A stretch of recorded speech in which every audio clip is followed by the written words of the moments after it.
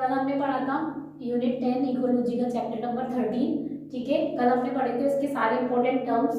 आप सभी लोगों ने उसको पढ़ा होगा, समझा होगा अच्छे से। ठीक है, आज हम पढ़ेंगे चैप्टर नंबर 13 के कुछ इंपॉर्टेंट डेफिनेशंस। और सबसे इंपॉर्टेंट डेफिनेशन या फिर सबसे पहली डेफिनेशन है हमारे पास हैबिटेट की। तो आप सब जानते हो हैबिटेट क्या होता है। देखो, हमारे अर्थ पर बहुत सारे जोन्स होते हैं रहने के लिए। ठीक है, हर अर्थ पर, पूरी अर्थ पर ही ऑर्गेनिज्म रहते हैं। ठीक है, हम भी अर्थ पर ही रहते हैं, लेकिन अर्थ में हम कहाँ पर रहते हैं? इंडिया में। इंडिया के अंदर हम कहाँ पर रहते हैं? एमपी में। एमपी में हम कहाँ रहते हैं? गुना में। गुना के अंदर भी एक पर्टिकुलर हमारे पास प्लेस है, और उस पर्टिकुलर प्लेस पे भी हमारा एक पर्टिकुलर एरिया होता है जहाँ हम रहते हैं। ठीक है, तो वो पर्टिकुलर एरिया जहाँ पर हमें रहने में मजा आए, ठीक है, जहाँ हम रहते हैं, उसे हम क्या बोलते हैं? हैबिटेट। ठीक है, इसकी डेफिनेशन क्या है? It is the physical environment in which an organism live. ठीक है, ये वो फिजिकल एनवायरनमेंट होता है जहाँ पे कोई पर्टिकुलर एनिमल या स्पीसीज या फिर कोई भी रहता है, उसे हम क्या बोलते हैं? हैबिटेट। ठीक है, फॉर एग्जांपल हम बात करें, नॉर्मल लोग हमारे यहाँ मिलते हैं, लेकिन अगर हम बात करें साइबेरियन हस्की की, तो वो हमें कहाँ मिलेगा? कोल्ड इलाके में। ठीक है, वो उसका क्या है? एक पर्टिकुलर हैबिटेट। अगर हम सार्क की बात करें तो क्या वो हमारे साथ रहती है? नहीं ना, वो हमें कहाँ मिलती है? सी में। ठीक है, सी ओशियंस में रहती है वो। उसका हैबिटेट क्या है? Marine habitat. ठीक है, तो वो प्लेस जहां पर कोई ऑर्गेनिज्म रहता है, वो क्या कहलाता है? हैबिटेट। ठीक है, it provide an organism with everything it need like food, water etcetera. ठीक है, हैबिटेट जो होता है वो किसी भी ऑर्गेनिज्म को वो सारी चीजें देता है जो कि उसके सर्वाइवल के लिए जरूरी होती है। और किसी भी ऑर्गेनिज्म के सर्वाइवल के लिए क्या जरूरी हो सकता है? जैसे मैं हूँ, मेरे लिए खाना, पानी, ये सारी चीजें जरूरत की है, तो वो मुझे कहाँ से मिलेगी? मेरे हैबिटेट से। ठीक है ना, तो ये सारी चीजें कौन प्रोवाइड करता है किसी भी ऑर्गेनिज्म को? हैबिटेट। ठीक है, next thing, many habitat make up the environment. बहुत सारे छोटे छोटे हैबिटेट मिलकर क्या बनाते हैं? एनवायरनमेंट। हाँ, क्यों? क्योंकि हैबिटेट के बहुत सारे टाइप होते हैं। अगर हम जनरली देखें तो हैबिटेट आर 4 टाइप। कौन कौन से? First is terrestrial habitat, next is fresh water habitat, next is ocean, estuaries. ये मेनली 4 टाइप के हैबिटेट होते हैं। फर्स्ट, अब टेरेस्ट्रियल हैबिटेट क्या होता है, फ्रेश वाटर हैबिटेट क्या होता है, ओशियन हैबिटेट क्या होते हैं, एस्चुरीज क्या होते हैं। सबसे पहले बात करेंगे टेरेस्ट्रियल हैबिटेट की। तो टेरेस्ट्रियल हैबिटेट वो हैबिटेट होते हैं जो कि लैंड पर होते हैं। ठीक है, the habitat which are on land are known as terrestrial habitat. ठीक है, एग्जांपल टेरेस्ट्रियल हैबिटेट का, हम भी टेरेस्ट्रियल हैबिटेट पे रहते हैं। For example desert habitat. ठीक है, हमारा ग्रासलैंड हैबिटेट। ठीक है, फॉरेस्ट, ये सारे हमारे एग्जांपल किसके हैं?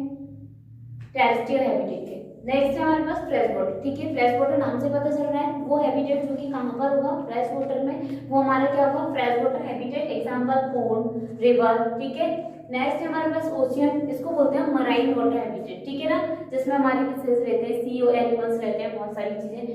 नेक्स्ट है हमारे पास एस्चुरीज। सबसे पहली बात तो ये होता क्या? ठीक है, फॉर एग्जांपल ये है हमारा सी और ये है हमारी रिवर। ठीक है, जहां पर ये दोनों मिलते हैं आपस में, तो ये एरिया बनता है, इसको बोलते हैं एस्चुरीज। ठीक है, और यहाँ पर जो हैबिटेट होगा वो एस्चुराइन हैबिटेट होगा। ठीक है, तो ये कंप्लीट होता है हमारा हैबिटेट। क्या पढ़ा हमने? ये एक फिजिकल एनवायरनमेंट होता है जहाँ पे कोई ऑर्गेनिज्म रहता है। हैबिटेट किसी भी ऑर्गेनिज्म को वो सारी चीजें प्रोवाइड करता है जो कि उसके सर्वाइवल के लिए जरूरी होती है। For example food, water etcetera. ठीक है, बहुत सारे हैबिटेट मिलकर क्या बनाते हैं? एक एनवायरनमेंट बनाते हैं। नेक्स्ट फिर हमने पढ़ा है हैबिटेट के कितने टाइप होते हैं, तो terrestrial, fresh water, ocean and estuaries. उसके बाद हमने पढ़ा है टेरेस्ट्रियल हैबिटेट क्या होते हैं? वो सारे हैबिटेट जो लैंड पर होते हैं। For example desert, forest, grassland. Next हमने पढ़ा है फ्रेश वाटर, जो फ्रेश वाटर में होगा, एग्जांपल पॉन्ड, रिवर। नेक्स्ट है ओशियन, जिसको हम मराइन वाटर हैबिटेट बोलते हैं। नेक्स्ट है एस्चुरीज। ठीक है, अब आते हैं माइक्रो हैबिटेट पर। ठीक है, what is micro habitat? Habitat का ही छोटा पार्ट होता है माइक्रो हैबिटेट। ठीक है, फॉर एग्जांपल एक फॉरेस्ट में बहुत सारे ट्रीज रहते हैं। ठीक है, लेकिन आपने पढ़ा होगा कि ट्रीज के अंदर भी बहुत सारे माइक्रो ऑर्गेनिज्म उनके रूट में रहते हैं। ठीक है, तो दैट टाइप ऑफ हैबिटेट उनको हम क्या बोल सकते हैं? Micro habitat. फॉर एग्जांपल आपने रूट नोड्यूल्स में रहने वाले बैक्टीरिया का नाम सुना होगा। वो बैक्टीरिया क्या करते हैं? कुछ प्लांट्स जिनको नाइट्रोजन की जरूरत होती है, वो उनको नाइट्रोजन फिक्स करके देते हैं बदले में, वो उनकी जड़ों में रहते हैं। ठीक है, तो यहाँ पर ट्री तो अपने एरिया में रह ही रहा है। ठीक है, सपोज अगर मैं जंगल की बात करूँ तो ट्री तो अपने जंगल का, वो फॉरेस्ट हैबिटेट है उसका, लेकिन ट्री की रूट के अंदर भी कोई हैबिटेट है, तो उसको हम क्या बोल सकते हैं? Micro habitat.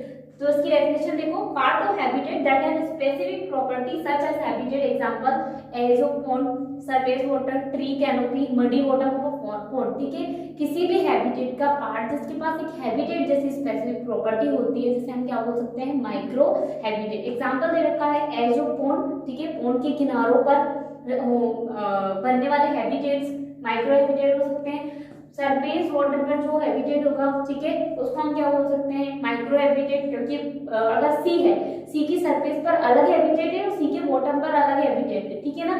तो जो सी के अंदर है वो तो मराइन हैबिटेट है ही है, लेकिन उसके सरफेस पे जो हैबिटेट बन रहा है उसको हम क्या बोल सकते हैं, माइक्रो हैबिटेट। ठीक है, same three muddy bottom of a pond, ठीक है, किसी भी पॉन्ड का जो नीचे वाला पार्ट होता है जिसमें मडी वाटर होता है, वहां पे जो हैबिटेट है वो भी एक एग्जांपल हो सकता है हमारे माइक्रो हैबिटेट का।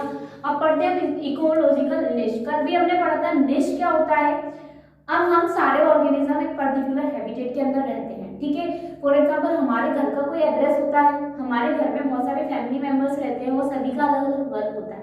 अगर मैं बोलूं कि हैबिटेट किसी भी ऑर्गेनिज्म का क्या हो सकता है, एड्रेस, ठीक है, तो निश क्या होगा उसका, प्रोफेशन। ठीक है, अब समझ में आया। Habitat is like address and निश is like the profession of a species और एनिमल और एनी ऑर्गेनिज्म। ठीक है, इसीलिए हमने यहाँ पर लिखा है total interaction of the species with its environment. ठीक है, किसी भी स्पीसीज का उसके एनवायरनमेंट के साथ क्या क्या कनेक्शन है, क्या क्या उसकी इंटरडिपेंडेंसी है, वो सारा क्या कहलाएगा, हमारा इकोलॉजिकल निश। ठीक है, या फिर हम बोल सकते हैं किसी भी पर्टिकुलर स्पीसी का एनवायरनमेंट के अंदर उसका जो फंक्शनल रोल होता है वो क्या कहलाता है, निश। ठीक है, अब निश टू टाइप के होते हैं। पहला होता है फंडामेंटल निश, दूसरा होता है रियलाइज्ड निश।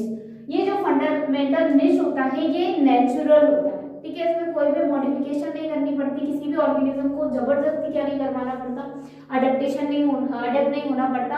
और दूसरे वाले में जो रियलाइज है ये मॉडिफाइड होता है, एक नेचुरल एनवायरनमेंट नहीं होता है, इसमें बहुत सारी कंडीशंस को अडॉप्ट करना पड़ता है। ठीक है, इसमें बहुत सारे कॉम्प्लिकेशंस होते हैं, कॉम्पिटिशन करना पड़ता है, जबकि फंडामेंटल इसमें कोई कॉम्पिटिशन करना नहीं पड़ता है। ठीक है, अब आते हैं हमारे एनवायरमेंटल फैक्टर और इकोलॉजिकल फैक्टर, क्योंकि हमारी यूनिटी ही इकोलॉजी है। ठीक है, इसमें हम पढ़ेंगे पूरा एनवायरमेंट के बारे में। तो अब हम पढ़ते हैं एनवायरमेंटल फैक्टर और इकोलॉजिकल फैक्टर क्या होते हैं। ठीक है, क्या लिखा है इसमें, कंडीशंस और substance affect form and function of the plant either directly और इनडायरेक्टली। ठीक है, वो सारी कंडीशंस, वो सारे सब्सटेंस जो कि किसी भी प्लांट के फॉर्म या फिर फंक्शन को क्या कर सकते हैं, अफेक्ट कर सकते हैं, डायरेक्ट या फिर इनडायरेक्ट, क्या कहलाते हैं हमारे एनवायरमेंटल या फिर इकोलॉजिकल फैक्टर। अब इनको फर्दर हमने डिवाइड किया है दो पार्ट में, एक है हमारे पास एबायोटिक फैक्टर और एक है बायोटिक फैक्टर, जिन्हें हम क्या भी बोलते हैं, बायोलॉजिकल फैक्टर। ठीक है, वो सारे फैक्टर जिनमें क्या होती है, हम बोल सकते हैं बायोलॉजिकल और एबायोलॉजिकल, बायोटिक और एबायोटिक में डिफरेंस क्या है, बायोटिक जिनमें क्या होती है, लाइफ होती है, एबायोटिक जिनमें लाइफ नहीं होती है। ठीक है, तो जिनमें लाइफ होती है वो फैक्टर क्या कहलाते हैं, बायोटिक फैक्टर। कौन कौन से हो सकते हैं, माइक्रो ऑर्गेनिज्म में लाइफ होती है। ठीक है, माइक्रो ऑर्गेनिज्म में क्या आ सकते हैं, micro organism are those organism which can be seen by naked eye, इसलिए हम क्या बोलते हैं, माइक्रो, बहुत छोटे वाले ऑर्गेनिज्म जिनको हम कैसे देखते हैं, माइक्रोस्कोप से। For example bacteria, virus, fungus. ठीक है, yes. Second, plants. Next, grazing animal.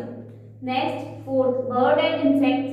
Next, 5 human activities. 6 decomposer. 7 parasite. अच्छा, माइक्रो ऑर्गेनिज्म में वायरस के लिए सबको बहुत ज्यादा डाउट होगा, नहीं तो बोलेंगे मैम ने वायरस बता दिया। Virus is a connection of living and non living.